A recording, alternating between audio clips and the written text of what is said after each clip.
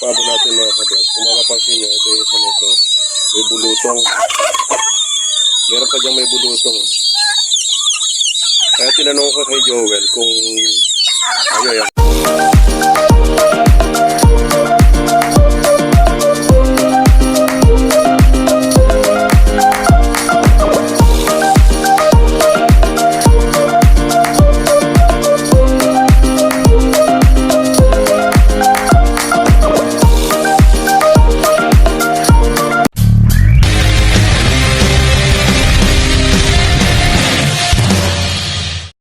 Magandang tanghali po sa atin lahat at nandito po tayo sa ating mini farm ngayon.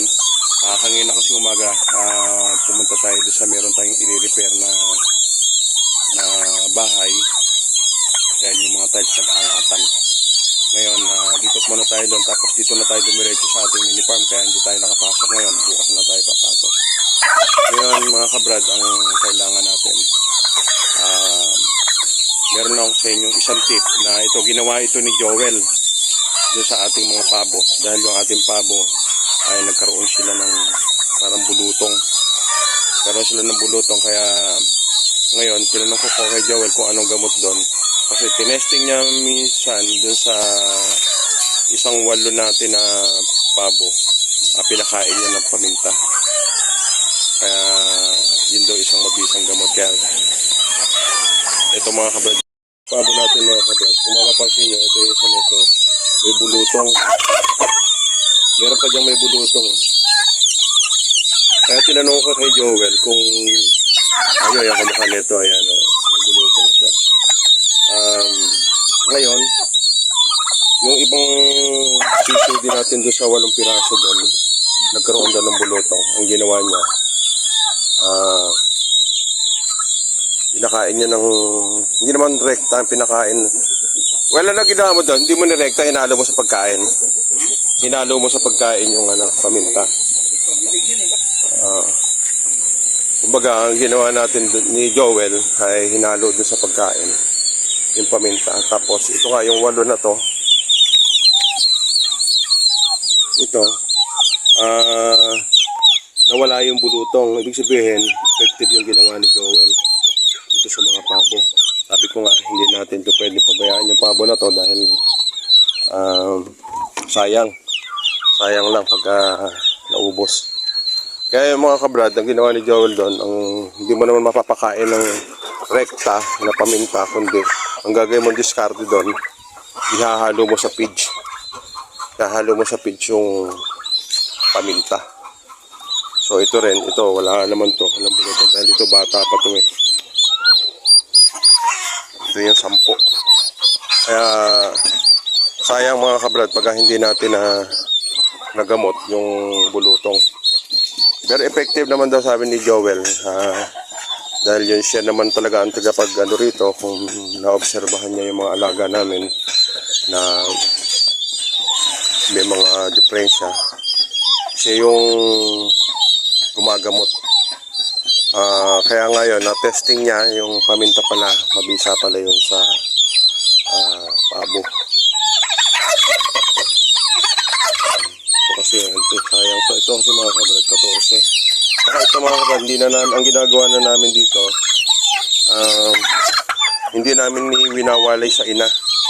Kumbaga yung ina, kasama nila, ayan, para kumbaga sure ball sila na hindi sila yung parang kumbaga pag nawalay kasi sa ina parang wala sa kanilang lulukob dapat itaglamig para doon nakaiwas na rin tayo doon sa kuryente dahil syempre kung iwawalay natin yung inahin maobliga tayo maglagay ng ilaw pinaka painit nila.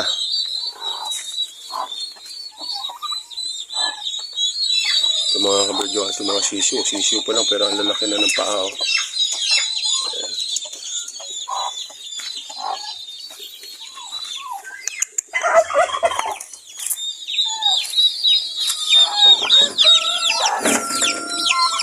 Ating plymouth,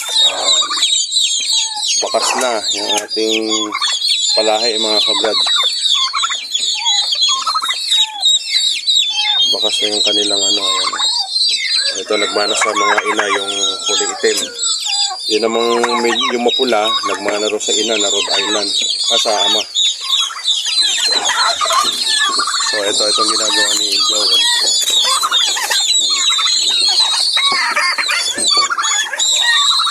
Halong paminta.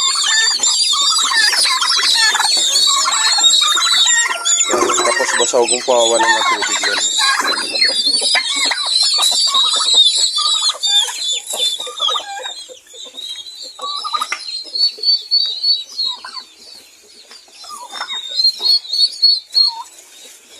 So, tingnan din natin yung ditong ating medyo malalaking paabo.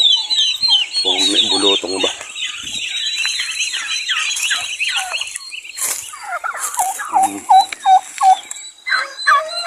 So ito mga kabrad, wala naman tong mga bulutong. Kaya lang, parang walang tubig. Meron. Ito siya. Ito. Meron din siya, may bulutong na isa yan. Well, ito rin pala meron. Ito. Pagka mas maganda well siguro kung ano yung pino. Yung pino. Yun ang ihalo mo. So kailangan, ang inahalo kasi ni Joel yung mga buo. Nakapiliin ng pabo yun. Kaya ang gagawin, sabi ko nga, yung pinong paminta para nakasama dun sa ano.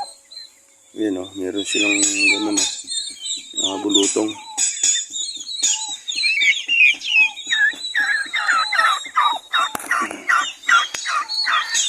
Bigyan natin sila ng mga dahon-dahon. Yan ang mga paborito ng pabo. Yung mga dahon-dahon.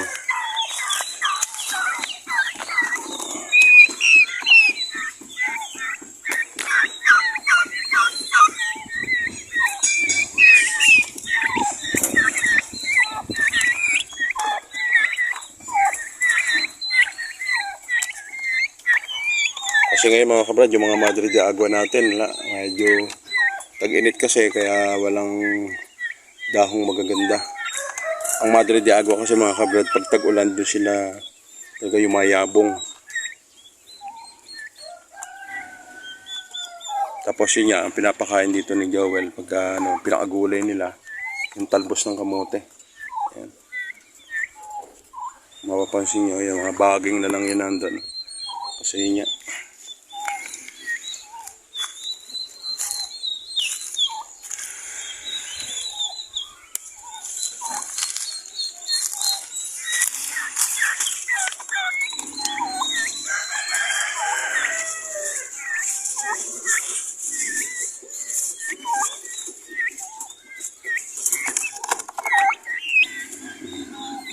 Kasi mahilig ang mga pabo sa mga gulay talaga.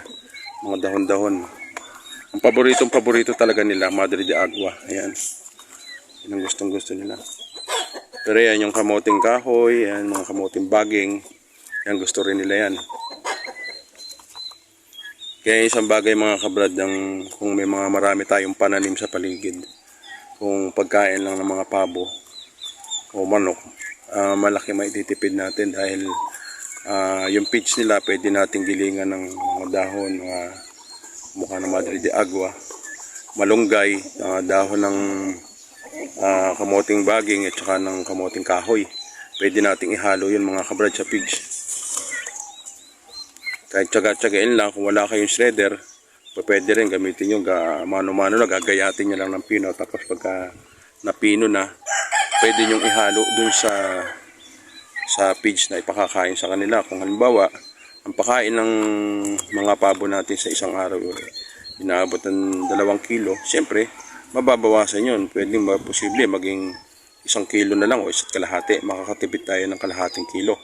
Ang makatipid ka ng 1/2 kilo sa patukan ng pabo or manok, bibe, napakalaking bagay na nun mga kabrad. Yun yung isang bagay na ginagawa natin dito, na ang pakain natin sa kanila, hinahaluan natin. Kasi nga sa sobrang mahal ng pigs, talagang maghihirap ka, hindi mo kakayanin talaga. Kailangan lang talaga mga kabrad, diskarte lang talaga. So ngayon, andito na ako sa Bulacan uli. At dito nalapit na naman tayo dito sa ating mga alaga. ang gagawin natin, mamamonitor natin mabuti yung ating mga alaga ngayon mga kabrad. Dahil siyempre ngayon, tag-init. Okay pa ngayon dahil walang ulan. Pero pagka nagtag-ulan to, problemang malaki yan pagka walang safety yung ating mga alagang manok. Kaya ngayon pa lang, gagayak na namin ni Joel kung paano silang, yung importante, hindi sila mababasa. Yung nakahalagahan ngayon sa panahon ng tag-ulan, kailangan ma-prepare natin yan mga kabrad. So yun yung sa mga alaga natin pa mga kabrad, isang effective na panggamot. Siguro bukod sa paminta, yung sili rin, pwede rin yun. Yung sili, pwede yun. Pero ibig sabihin, effective rin yun na yung sili. Ang ano rin, panggamot din yun. Isa sa mga gamot yun. So mga kabrad, ito kasi yung ating Madre de Agua ngayon, parang tuyo. Tuyo. Yung ating Madre de Agua sa ngayon. So ayan. Hindi maganda yung dahon nila. Pagtuyot. Dahil sa sobrang init. Ito, kamukha nito. Matagal ko na itong So ito mga kabrad yung ating Madre de Agua yan. Pagka tag-ulan, ito, yung mga usbong na ganyan mabilis. Yan. Ito kung mapapansin nyo to. Yan. Mabilis yan. Mabilis na sumusulpot pag tag-ulan. Pero pagka ganitong tag-init, ayan yan, naninilaw. Yan, mapapansin nyo, dry. Dry sila. Kaya sa ganitong panahon, medyo talagang ang manok. Medyo mapapamahal tayo. Kaya yung iba naman option natin, pang alternatibo natin pagkain nila, yun yung mga dahon ng kamoting kahoy, saka kamoting baging, yun ang pinapakain natin sa kanila. Yun yung hinahalo natin mga kabrad. Ngayon kasi sobrang sa paligid niya, makikita nyo yung mga halaman. Dry na dry, sobrang init. Ano?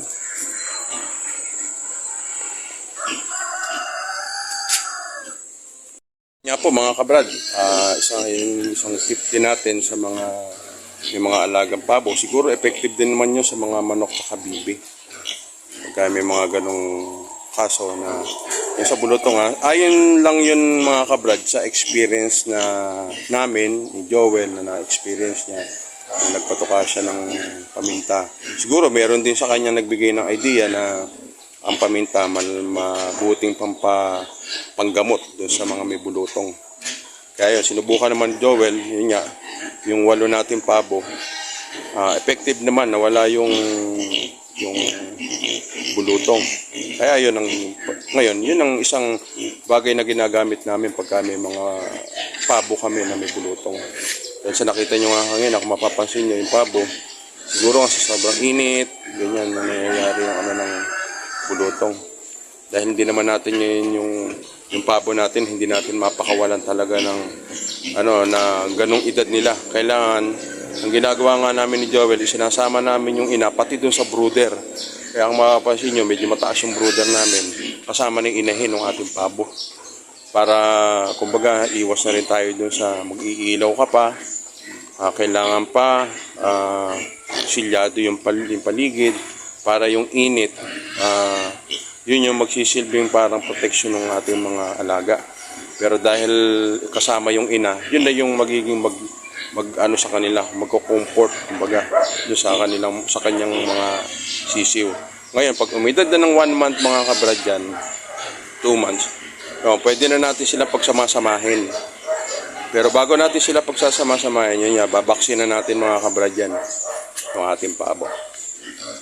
So, ayan mga kabrad, yun, dahil nandito na naman tayo ulit sa Bulacan, halos everyday na naman tayong makakapag-vlog, everyday na naman tayong makakapag-update sa ating mga alaga.